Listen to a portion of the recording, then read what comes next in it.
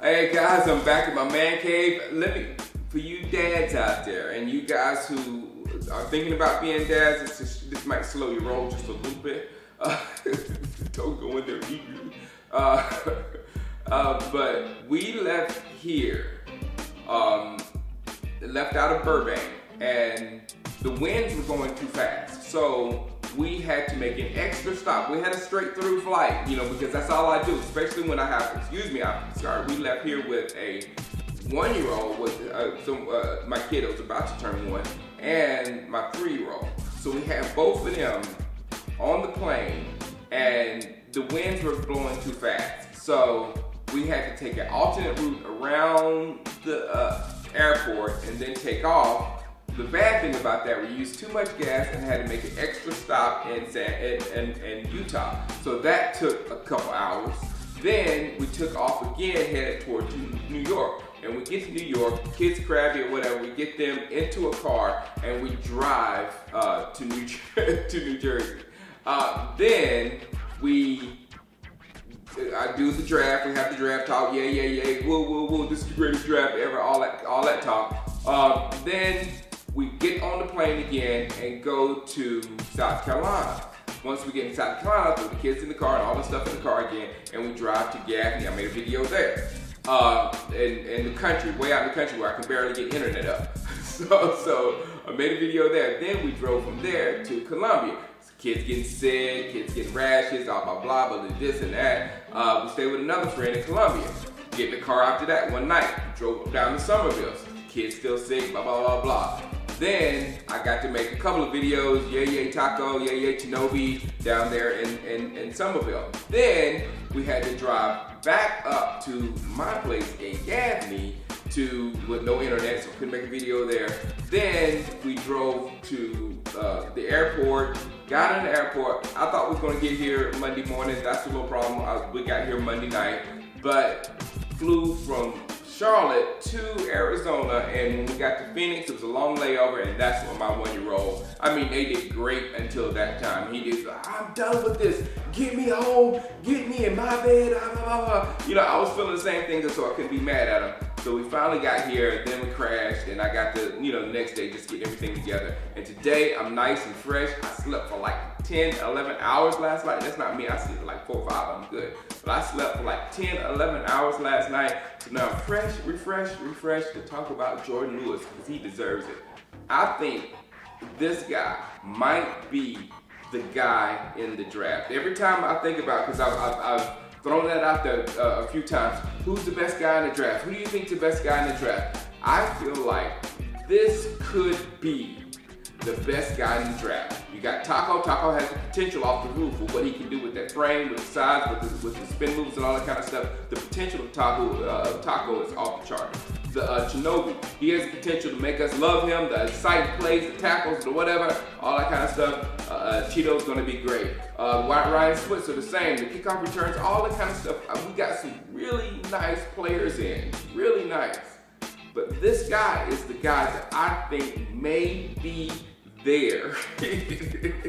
May be there for like 8, 9 years or whatever of good solid play. Here's one thing, just listen to this. Lewis holds Michigan's records for career pass breakups, 48, nice, and single season pass breakups, 22, nice. And he was a 2-time All-American and 2-time All-Big Ten selection and 2-time Jim Thorpe Award finalist. So he's been good for a minute. It's not like he's like potential, this guy could be blah. He's a good football player. Now the knock on him is his measurables. People, he didn't light up the combine in any way, shape, or form. But then somehow he still sticks with receivers, which is good. There's field speed and there's track speed and whatever. And a lot of that comes with just being an athlete and knowing how to move and being able to adjust and predict where the ball is going, all that kind of stuff. He is that. He is a football player. And to me, if he was 6 foot and had like 20, 30 more pounds, he'd be easy first round selection. So to me, that's like, okay, now what's the difference in taking a lesser corner than Jourdan Lewis just because he's 6 foot and got 20 more pounds on his frame? What's the difference? Because you may have a better a corner as good as him, but you may not have a corner as good as him. You probably don't have a corner as good as him.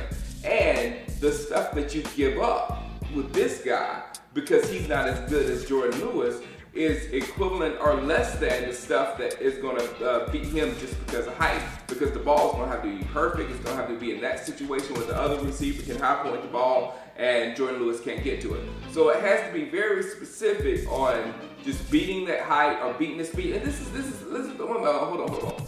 He's slow. He's not a fast corner, but the scout says he excelled covering deep passes. I don't understand that. That's an oxymoron in itself. How can you be slow and still excel in deep passes? I don't get it. My guy, VA fan over at Blogging the Boys is the best resource for Cowboy information. But he compared him so intelligently to Rondé Barber. You know, a guy that didn't have all those athletic. You know, he wasn't an athletic beast, but he still covered you. You know, so that's why I think that Jourdan Lewis might be able to go out there on the outside and give us some snaps as an outside receiver, not the slot receiver, which is everybody is saying him because of his size. But we have beasts on the outside like OBJ. Crowder is going to be anywhere, and he can probably just like shut down the shiftiest. If we were playing the Dallas Cowboys, you better have somebody for Cole Beasley. That's what I'm saying. And there's a lot of teams out there with a Cole Beasley type, Antonio Brown with Pittsburgh. You better be able to cover Antonio Brown. So you better have that receiver that can do that shiftiness, that can cover those guys and get those guys hip pocket and be able to make plays on the ball that way, because that's the way the NFL is going. Yes, it's not going. It's already gone to the big, tall receivers. Now it's going to float into those little shifty guys like the one we got with Ryan Switzer. And they said his problem with his jumping or whatever, he'll get practice at how to dislodge that football, because regardless of, oh my God, he went way up and made the catch. When you make that catch way up there, you got to come down with the ball. And as you coming down with the ball, you can punch it, you can knock it, you can do all kind of things. You can develop your style as being a shorter player to still dislodge that football before it comes down and becomes a completed catch. You know, you don't have to go, oh, I can't jump as high as I can, I'm done. No, you figure out other ways because you are at a physical disadvantage. Man, that's sports.